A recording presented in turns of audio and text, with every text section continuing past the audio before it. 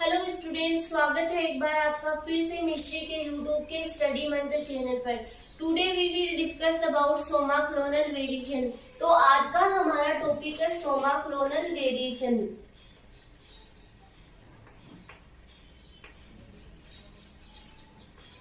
Soma clonal variations बहुत small सा topic है, इजीली आपको लर्न हो जाएगा और इजीली कंप्लीट भी हो जाएगा। तो सबसे पहले हम आज क्या क्या डिस्कस करने वाले हैं। सबसे पहले हम इसकी डेफिनेशन को डिस्कस करेंगे, फिर हम लोग डिस्कस करेंगे नेक्स्ट कि किस प्रकार से सोमा क्लोनल वेरिएंट्स है वो प्रोड्यूस किए जा सकते हैं, इसकी स्टेप्स क्या क्या होती है उसको हम डिस्कस करेंगे। फिर हम लोग डिस्कस करेंगे इसके रीजंस कि क्या क्या रीजन होते हैं सोमा क्लोनल वेरिएशन के।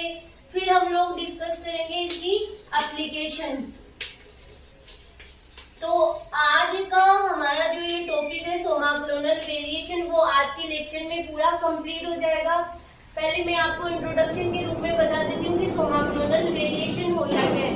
देखो स्टूडेंट, सोमा क्लोनल वेरिएशन का मीनिंग होता है सोमा क्लोनल विभिन्नताएं, जो कि प्लांट्स में प्लांट टिश्यू कल्चर के दौरान प्रोड्यूस की जाती है। अब ये क्यों प्रोड्यूस की जाती है? वेरिएशन का मीनिंग होता है विभिन्नताएं, ठीक है। तो ये क्यों उत्पन्न की जाती है, इसके पीछे रीजन ये है कि ताकि कई बार सीड की क्वालिटी को इम्प्रूव करने के लिए या फिर हर्बिसाइड रेजिस्टेंट प्राप्त करने के लिए, वीडिसाइड रेजिस्टेंट प्राप्त करने के लिए, या फिर जो साल्ट के प्रति टॉलरेट प्लांट्स है उनको प्रोड्यूस करने के लिए सोमा क्लोनल वेरिएशन प्रोड्यूस की जाती है या उत्पन्न की जाती है। सबसे पहले इसके बारे में दो साइंटिस्ट थे, लार्किन एंड स्कोक्राफ्ट।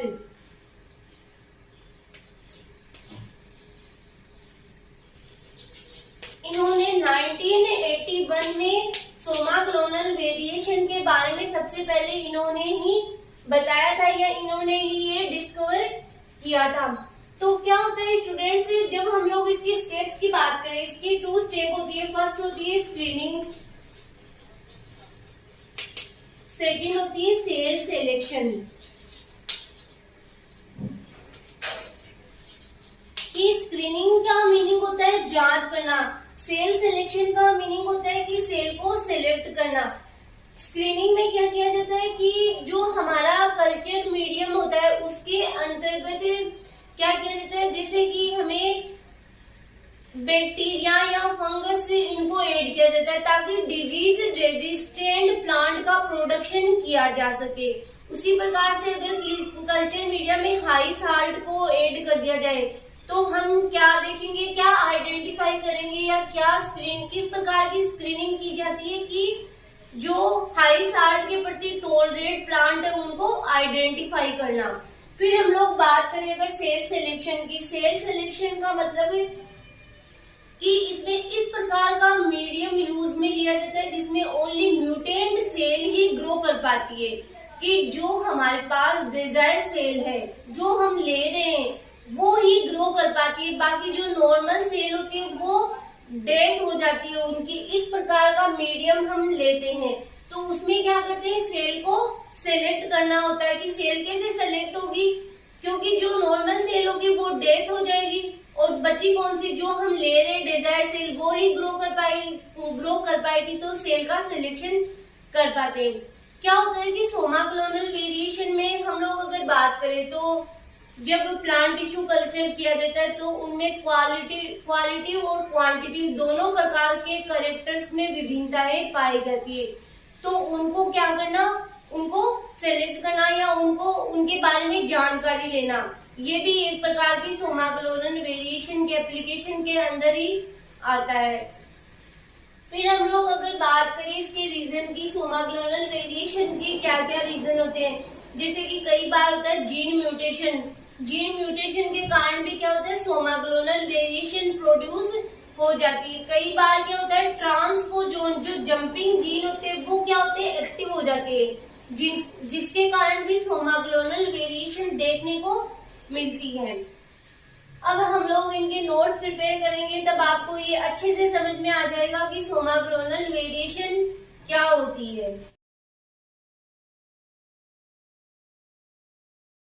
सोमाग्लोनल वेरिएशन, फिर इसकी सबसे पहले हम लोग डेफिनेशन नोट डाउन करते हैं। Somaclonal variation is the variation that seen in plants. Somaclonal variation क्या होती है, एक प्रकार की विभिन्नताएं होती है जो कि प्लांट्स में पाई जाती है, that have been produced by plant tissue culture, जो कि प्लांट टिश्यू कल्चर के दौरान प्रोड्यूस की जाती है। The term is given by Larkin and Scowcroft in 1981 में। सोमाग्लोनल वेरिएशन के बारे में सबसे पहले लार्किन एंड स्कोक्राफ्ट ने बताया था। फिर है somaclonal variation arise from the mutation that occur during tissue culture. Somaclonal variation होती है, कब उत्पन्न होती है, जब क्या होता है कि प्लांट टिश्यू कल्चर के दौरान म्यूटेशन होता है, तब सोमाग्लोनल वेरिएशन देखने को मिलती है। For example hormonal imbalance in culture media. फिर टिश्यू कल्चर से ऑब्टेन किए गए प्लांट्स में quantitative and qualitative both type के कैरेक्टर्स में डाइवर्सिटी पाई जाती है। जो टिश्यू कल्चर से प्राप्त हुए प्लांट्स है उनमें क्वांटिटिव और क्वालिटिव दोनों प्रकार के क्या मिलते हैं, कैरेक्टर्स में विभिन्नताएं देखने को मिलती है। Somaclonal variation seen in sugarcane, potato, wheat etc में रिपोर्ट की गई है, कब, प्लांट टिश्यू कल्चर के दौरान। तो जैसा मैंने आपको बताया वो ही यहाँ पे नोट डाउन किया गया है, कुछ भी डिफरेंट नहीं है इसमें। फिर आइसोलेशन ऑफ सोमाग्लोनल वेरिएंट्स की, किस प्रकार से सोमाग्लोनल वेरिएंट्स उनको आइसोलेशन किया जा सकता है। There are two methods of somaclonal variation, first है स्क्रीनिंग, सेकंड है सेल सिलेक्शन। जिनको हम नोट डाउन करेंगे तो आपको इजीली ये समझ में भी आ जाएगा कि स्क्रीनिंग क्या होता है। स्क्रीनिंग का वैसे तो मीनिंग हम लोग कई बार स्टडी कर चुके कि स्क्रीनिंग का मीनिंग होता है जांच करना, और सेल सिलेक्शन मतलब किसी सेल को सिलेक्शन करना, वो हम देखते हैं अभी। First screening, bacteria and fungus को कल्चर मीडियम में डालकर क्या करते हैं, जो हमारा कल्चर मीडियम हम लेते हैं उसमें क्या करते हैं, बैक्टीरिया और फंगस को डालते हैं। तो मतलब किस लिए डालते हैं, ताकि डिजीज रेजिस्टेंट प्लांट को आइडेंटिफाई कर सके, एक प्रकार से जांच करना। फिर हर्बिसाइड, वीडिसाइड, इंसेक्टिसाइड को कल्चर मीडिया में ऐड करके, ये भी किस लिए ऐड किया जाता है, ताकि herbicide, weedicide and insecticide plants को आइडेंटिफाई कर सके।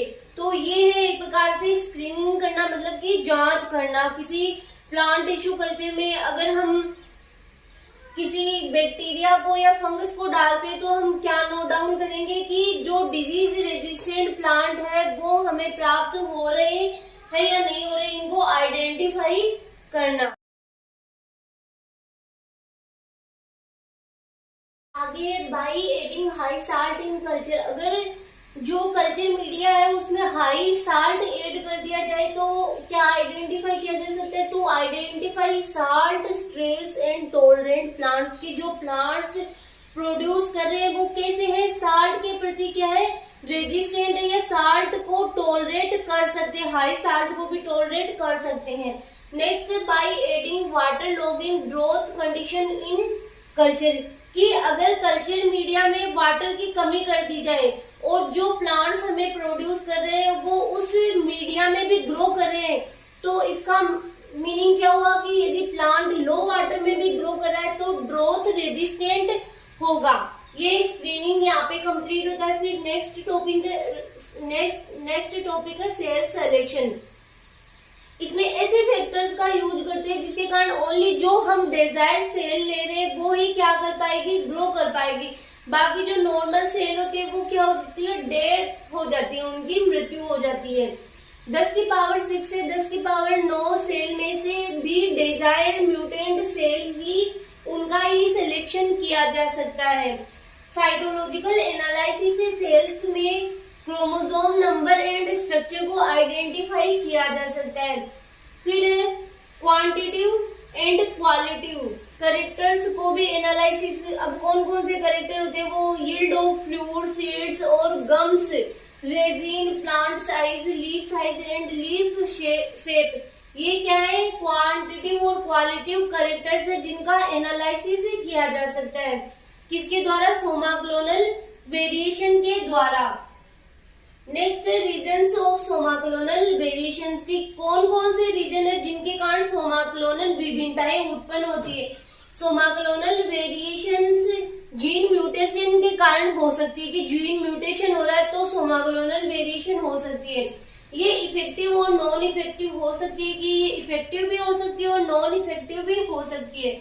कुछ चेंजेस का रीजन जीन एम्प्लीफिकेशन हो सकता है, कई चेंजेस का रीजन क्या हो सकता है, जीन एम्प्लीफिकेशन भी हो सकता है। इसके अलावा टिश्यू कल्चर के दौरान ट्रांसपोजोन एक्टिवेशन भी हो सकते हैं। कि ट्रांसपोजोन एक्टिवेशन, ट्रांसपोजोन क्या होते हैं जिनको हम लोग जंपिंग जीन भी बोलते हैं, तो ट्रांसपोजोन एक्टिवेशन भी हो सकते हैं। इसको भी हम डीपली स्टडी करेंगे। ट्रांसपोजोन ये टॉपिक भी आपके है जिसमें कि टीडीएनए ट्रांसफर, टैगिंग, ये सब पढ़ेंगे। एक्टिवेशन हो सकते हैं और ये म्यूटेशन प्रोड्यूस कर सकते हैं। कि ट्रांसपोजोन एक्टिवेशन के भी कारण क्या हो सकता है कि म्यूटेशन हो सकता है। तो ये सब सोमा क्लोनल वेरिएशन के ही पार्ट होते हैं। फिर नेक्स्ट है application of somaclonal variations. कई बार क्या होता है कि आपके 2 नंबर में शॉर्ट क्वेश्चन में पूछ लिया जाता है कि सोमा क्लोनल वेरिएशन के एप्लीकेशन बताइए, तो आप नोट डाउन कर सकते हो। प्रोडक्शन ऑफ एग्रोनॉमिकली यूजफुल प्लांट्स, की एग्रोनॉमिकली यूजफुल प्लांट है उनका प्रोडक्शन किया जा सकता है। रेजिस्टेंस टू डिजीज, डिजीज के प्रति रेजिस्टेंट प्लांट का प्रोड्यूस किया जा सकता है। Resistant to herbicide, improved seed quality को इम्प्रूव करने के लिए भी सोमा क्लोनल वेरिएशन प्रोड्यूस की जाती है। Resistant to abiotic stresses, woody ornamentals, ये इसके क्या है एप्लीकेशन है कि ये किस किस में हमारे किस किस के लिए उपयोगी है। सोमा क्लोनल वेरिएशन क्यों हमारे लिए उपयोगी है या क्यों उत्पन्न की जाती है, तो ये टॉपिक है वो हमारे कंप्लीट होता है। नेक्स्ट लेक्चर में हम नेक्स्ट नए टॉपिक के साथ फिर मिलेंगे।